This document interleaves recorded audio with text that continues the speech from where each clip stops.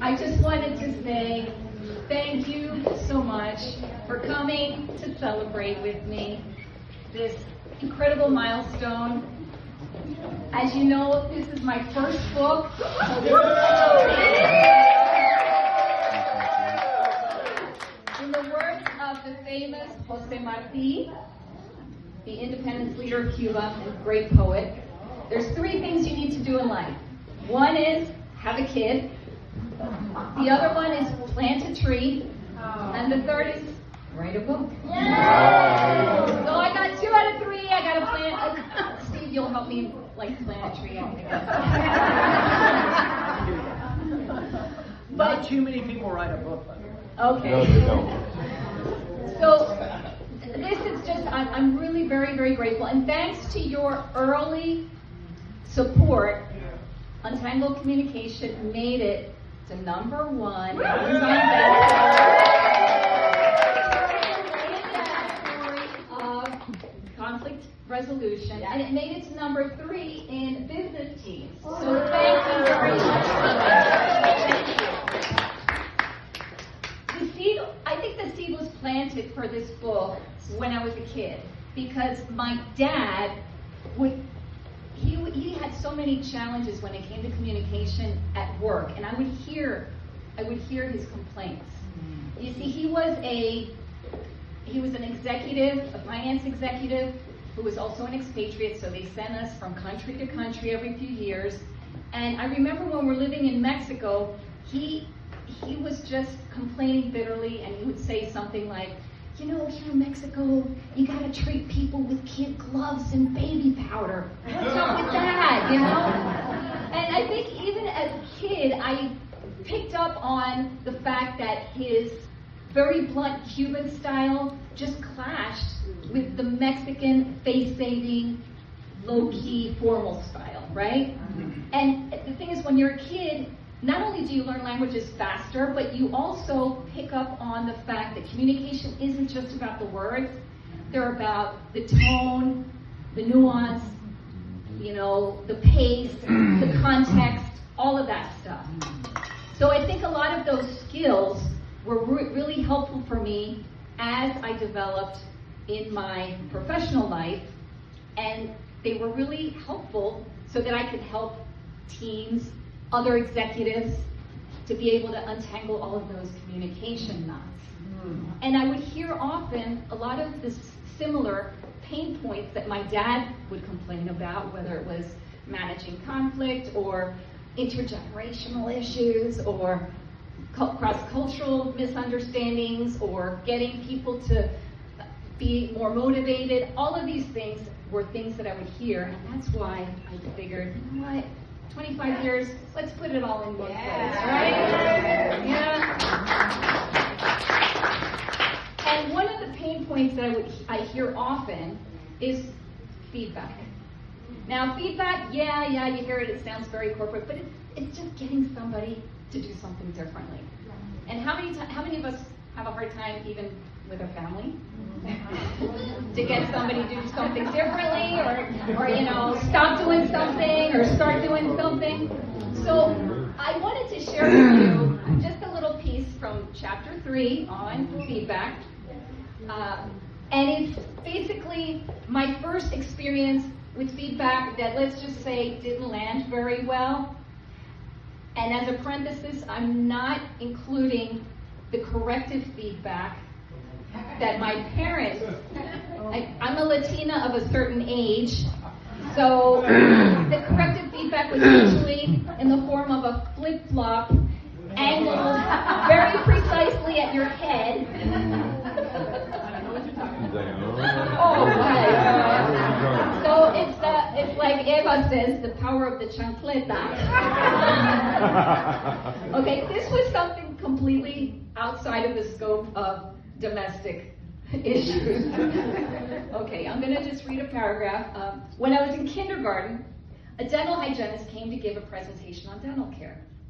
Holding a large model of teeth and a huge toothbrush, she asked whether anyone wanted to demonstrate how to brush their teeth. A few of us raised our hands, and I was picked. I stood up shyly, took the toothbrush, and began to rub it side to side on the teeth. "No, that's wrong," she said, and took the brush from me. I walked back to my place, my face burning and thoroughly humiliated as I felt the weight of the other children's pitying looks. Do you feel for 5-year-old Maria? I'll bet you a lot of you have probably lived a similar experience when it comes to feedback. The problem is sometimes people just avoid it altogether and things get a little bit worse. Or you might give it the same way the dental hygienist gave it, and then you're traumatized for over half a century. You wonder how I can remember this, and I can't remember what I did yesterday, right? But I remember this. Oh, yeah. Okay? And it's usually because there's a balance that you need between what you want, this is what I want, and what I want to achieve, or my objective, and the relationship with the person. That's always usually the battle that we have when it comes to communication and untangling knots. That's usually where we have the most difficulty.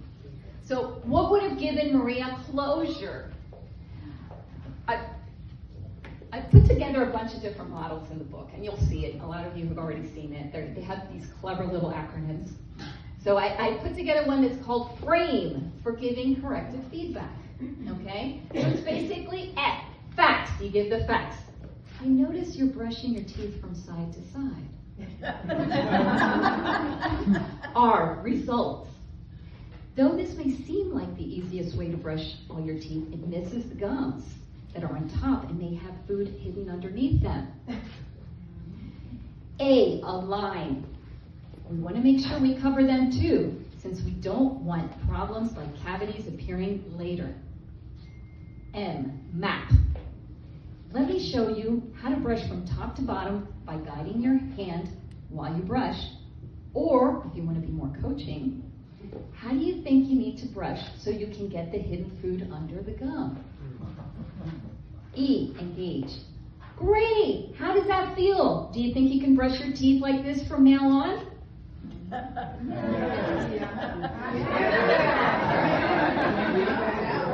Okay. I have closure now. Now you know why her smile is perfectly beautiful. She brushes all the time.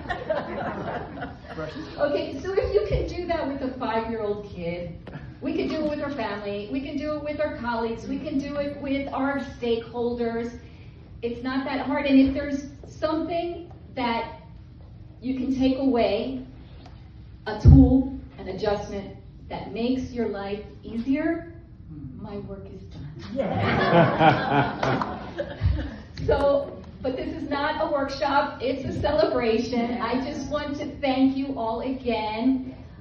Thank you for being here and being here with my party. We'll crank up the music and we can dance. If you want to continue supporting me, I have a few suggestions.